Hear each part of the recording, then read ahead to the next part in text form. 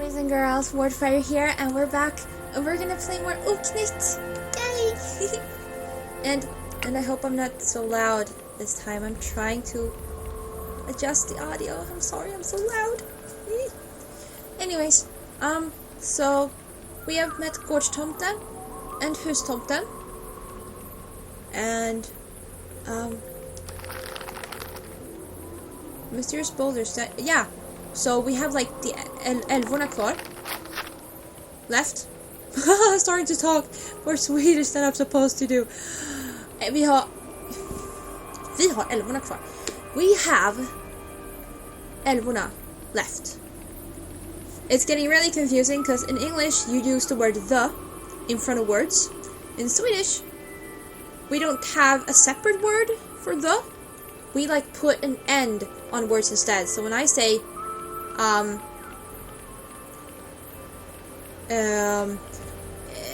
you see the English dude, he says the hustomt. I would say hustomt en, and that ending of the word is instead of the. So when I'm trying to do Swedish and English grammar at the same time in sentences, I start speaking Swedish instead. I don't know. It's confusing. Anyways, double grammar, Swinglish. Yeah.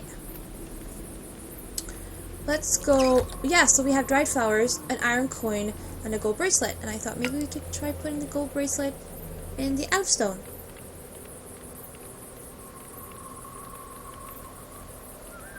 It might work. As the small creature put the golden bracelet into the hole, a larger alva appeared sitting on the stone. This alva was more beautiful than anything the creature could have imagined, with white glowing hair flowing over the rough surface of the stone, and a shining silver crown on her head. Ooh, it's the Elf Queen! More beautiful than all other Alvor, the Elf Queen had appeared on top of the large stone, calmly observing the small creature.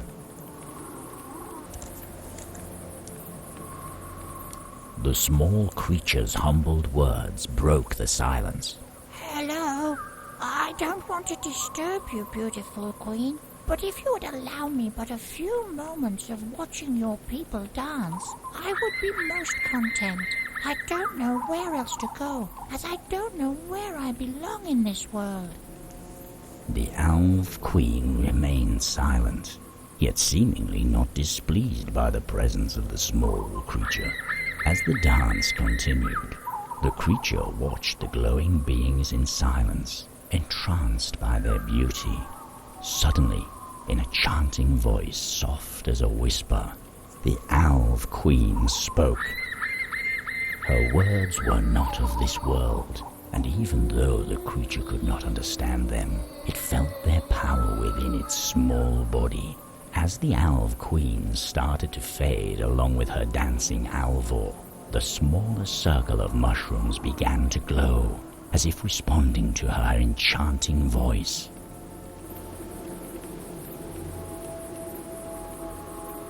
We're gonna teleport! Oh no! I didn't touch the Elf Queen!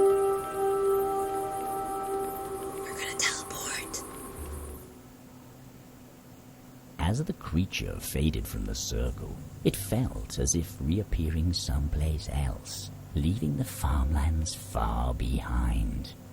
Yet the creature was saddened, for even though the beings inhabiting the farm might not have given it the kindest of welcomes into this world, it had felt like a small part of their existence, recognized as a being, albeit an insignificant one, of its own. Now, as the small creature once more began to explore its unfamiliar surroundings, it felt alone.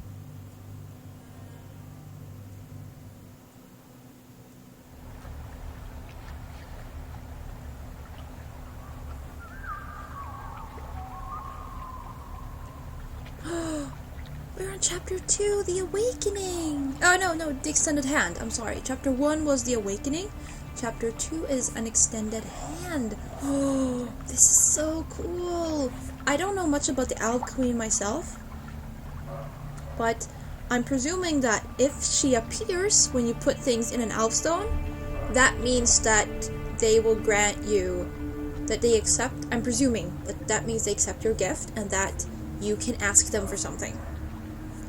And they will make it come true, but maybe not in the way human logic would work.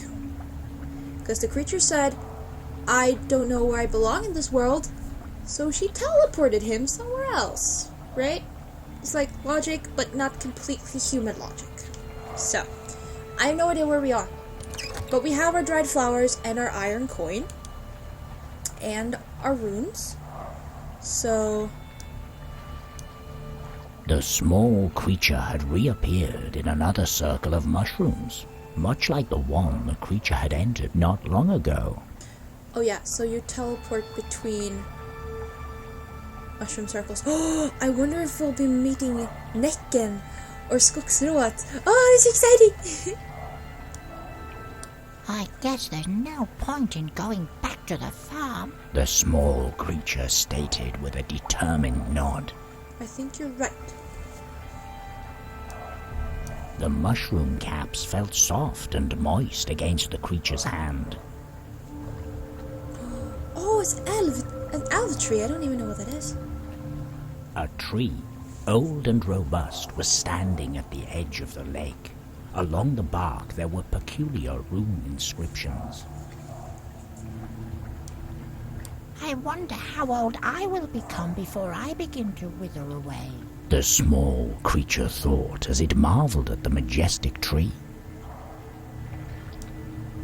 The old tree's bark was thick and sturdy. Lake. Oh, what lives in the lakes? Oh, Bethesda maybe. I'm trying to think what creatures I know lives in lakes. There are different creatures living in inland water and like oceans and stuff. Sweden has a fair amount of water, so we have a fair amount of creatures who drown you or drown victims walking after they're dead or whatever. Ooh.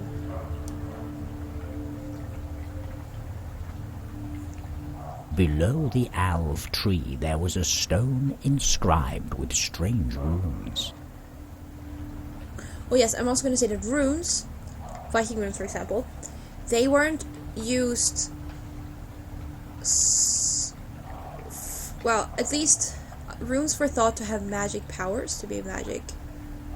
So rune stones, when you see those, they are meant to be kind of like a curse or a blessing, like it's some kind of magical chant, and that someone wants to, tell the world that they're the best or that they did something nice or whatever. But there are rune stones where people have written curses on other people and stuff like that. So these runes look familiar somehow. The small creature thought as it moved its hand over the carved surface. I wonder what this creature is. Is he a new creature or is he some... The stone was far too heavy for the creature to move. Okay. Let's go talk to the lake and then we'll try all our runes. The lake was still, its dark water silently reflecting the foreboding tree line. The water looks awfully dark. The small creature said as it saw the rocks get swallowed up by the water over and over again. The small creature was tempted to enter the water, but hesitated at the last second. Don't do it on a night like this. Okay. Oh, Alvor! Hey, Alvor! A group of Alvor had suddenly appeared up in the tree's canopy. Bye, Alvor. I'm waving at the screen for real. So. Hey, runes. Ooh. Bye, stick. The moldy stick had suddenly been set aflame and quickly burned to a crisp. All that remained was a pile of ash and a small piece of the charred stick. I wonder if we can pick it up. Oh, we can! Nothing but cinder and a blackened piece of the stick remained after the fire. What happened? The small creature thought, scratching its head as it watched grains of ash get swept away with the wind. The creature picked up the charred stick. Ooh. Yee. Okay. Will water make it rain? Look, there's something there. There's something in the lake. Oh, there's someone behind the tree.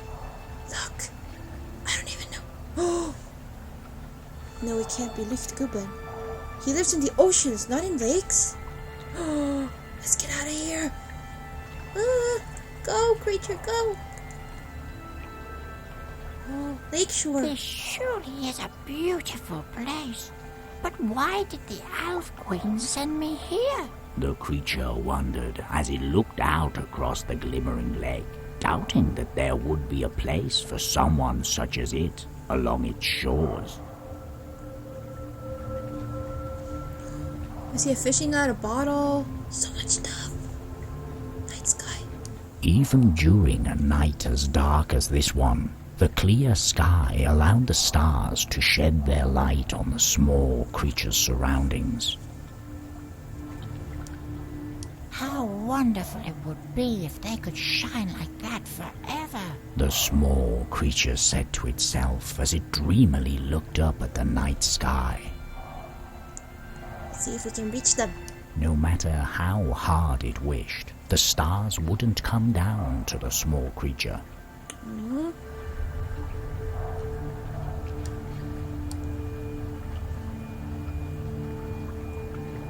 A post with an iron ring mounted on it was sticking up from the ground. If I was big enough, I could put this on my finger. The small creature said with a shrewd smile. The small creature lifted the ring and let it fall down again with a thud.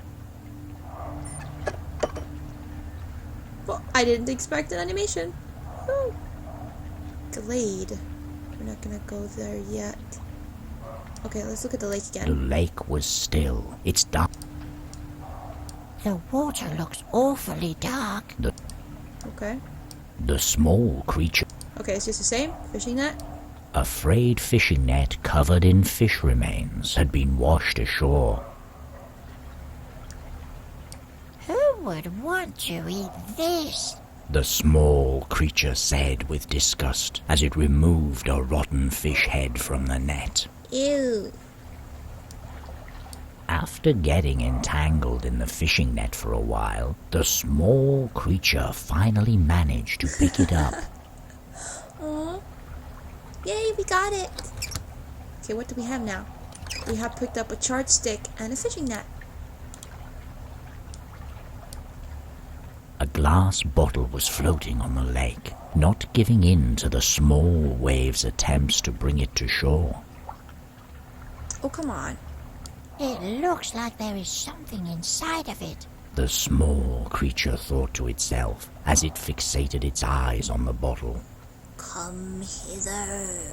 Come hither. The water wasn't shallow enough for the creature to reach the bottle. Drats. Bulrush pods. Okay. A group of bulrush plants were growing along the shoreline. Is that so? I wonder if they could be of any use. The small creature said as it examined the strange grass. The small creature reached out and grabbed the strange plants. Oh! We took all of them. Bulrush pods. Okay, I think we've looked at everything, so let's do our runes. Okay, air rune. Oh jeez. Okay, I just realized what happened. Oh, that was scary. Okay, fire. Oh! It's a will-o'-the-wisps! Irrbloss! Irrbloss! Again!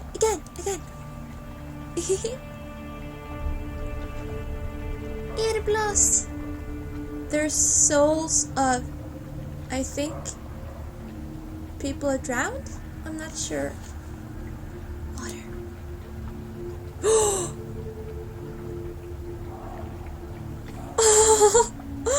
Är det Näcken?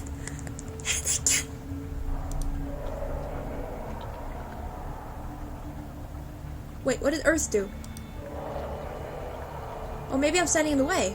Maybe it happens maybe something's happening here. I don't know. I don't know what's happening, but it's Näcken! It is Näcken! Okay, so Näcken is a dude who lives in inland waters, and I think he used to be depicted as an old man, but the modern version of Näcken is a younger man with a pretty good physique, and yeah, he's kind of naked in there. He's got a bit of seaweed and stuff, and he plays the violin, and he plays it, of course, magically extremely well. I don't know how much the narrator is going to tell us, and in some versions he will teach people how to play violin. He doesn't really try to drown people, at least in some versions, but in some versions he will teach people to play violin as good as he does. Problem is that if you then go and play like you have been taught by Näcken, then I think it's magic. Like, people can cope with that, so you will have to play until you die, and people who hear your music will have to dance until they die. Oh man, I just realized this witch thing here. Creepy. But if anyone in the party realizes what's going on and they cut the violin strings with a knife, then you can free everyone. Let's see what the narrator says. Näcken is a being that is said to dwell within the deepest lakes and rivers of the land. Lone travelers have been known to hear his ominous song as they take a moment to rest at the water's edge. If they find themselves listening to his enchanting melody for too long, a strange urge to join him in the dark water instills itself in the unlucky traveler. Okay, so this was not the version where Näcken plays violin. This is a more, I guess, not sinister version, but yeah, it fits more with the rest of the superstitions. So, as the creature opened its mouth to introduce itself, Näcken began to speak. "Why, hello there, little one. Who might you be?" Näcken said with a charming smile. The creature began, but Näcken quickly interrupted. "Aren't you a talkative little one?" But The small creature tried, but Näcken interrupted once more. "Is there anything you can do besides staring like an imbecile?" Näcken continued, now with a snide smirk on his face. "Just stare at me. Stare like those pesky Alvor swirling around in the trees with their magic, flaunting their melodies as if they think them to be better than mine. Preposterous! The lake is my domain, and mine alone. If only I could leave the water, I might be able to get a hold of their secrets," Näcken muttered as he stroked his chin in thought. "Anyway, my problems with the Alvor are none of your business.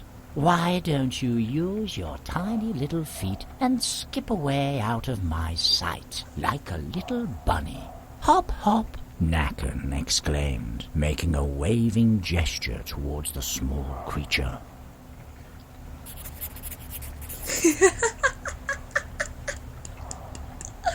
Oh, Näcken.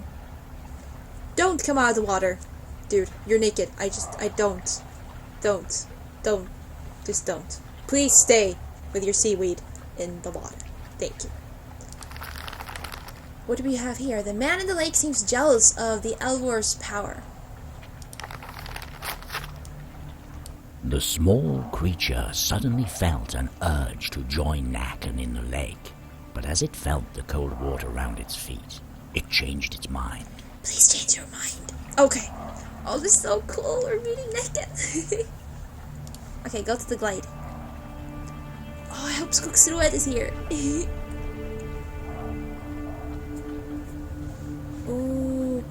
It's a little Elva. Isn't that?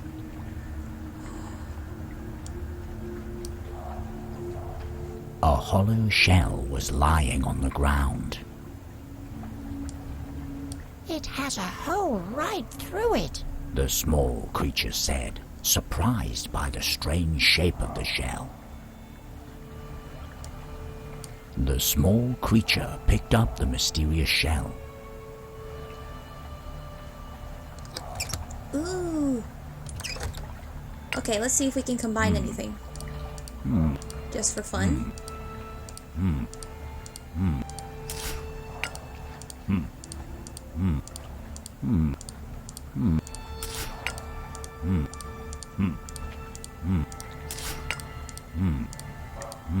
Okay, nothing. I just want to check. Lake, we've looked at. Okay, nettles. A row of nettles was blocking the small creature's path. I hope they aren't poisonous. The small creature thought to itself as it tried to find a way around the nettles. I knew I shouldn't have touched them. The small creature said, rubbing the rash on its hand. Alright, let's try our runes. Okay, air rune. The small creature quietly listened as the wingless Alva began to sing a sad, enchanting melody while looking towards the dark sky. She's wingless.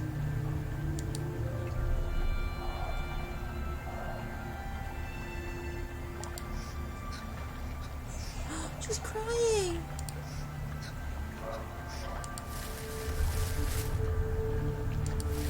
That's kinda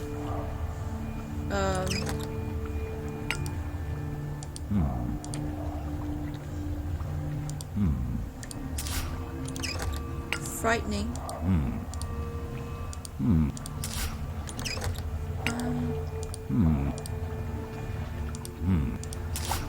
Okay, so we can't really do much here.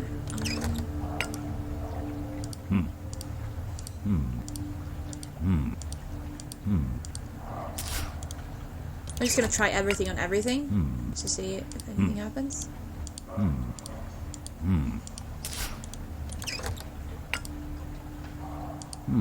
Ha! We're gonna fish up the Näcken! I don't think so. Not in a million years. Here, take this.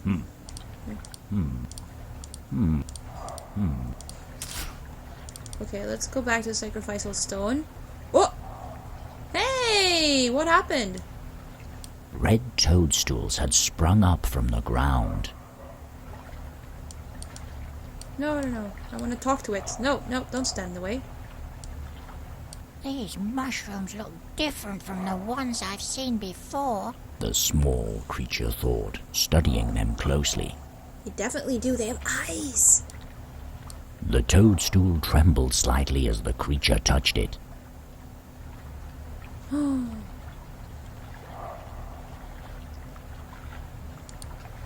yeah, I saw the dude over there.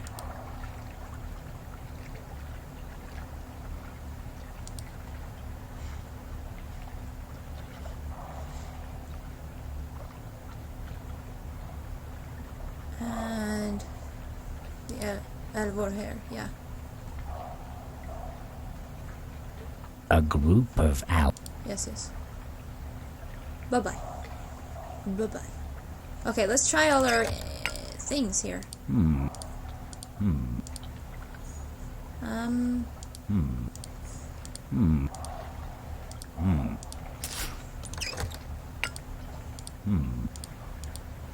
Oh! The small creature placed the bulrush pods on the stone.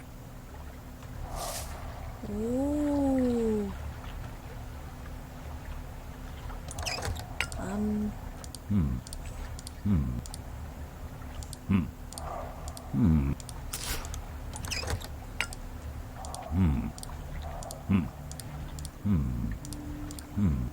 Okay, let's see what happens if we fire them up.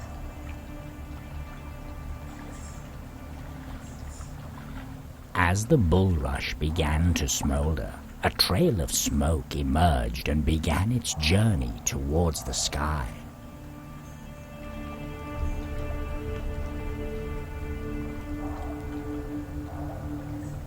Oh.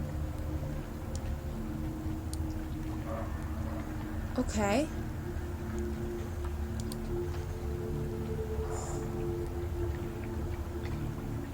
As the alvor started to cough from the thick smoke, a thin trail of alv dust fell from one of them, forming a small pile on the ground. They have elf dust?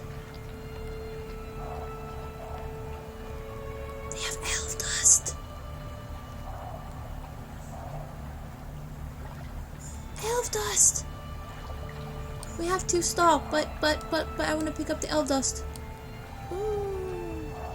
A pile of alv dust had formed on the ground underneath the tree. Will that help the Näcken get out of the... Oh, I don't know if I want him out of the lake. It sure does sparkle. The small creature said as it stood in awe of the beautiful powder. The small creature managed to scoop up the glowing pile of alv dust. We have elf dust. Just want to see if I can combine it with anything. Just for fun? Nope. No. Okay. Well, I think we'll have to break there. Wow, there's so much happening, and I'm so excited to meet all these creatures. But yeah, as with a lot of superstitions, and especially with oral traditions like these, there are several versions. There are always several versions, several stories of these creatures. So, but yeah. So I hope you guys are enjoying Oknytt. I'm so excited and happy to be playing this game. And yeah, I'll see you all later.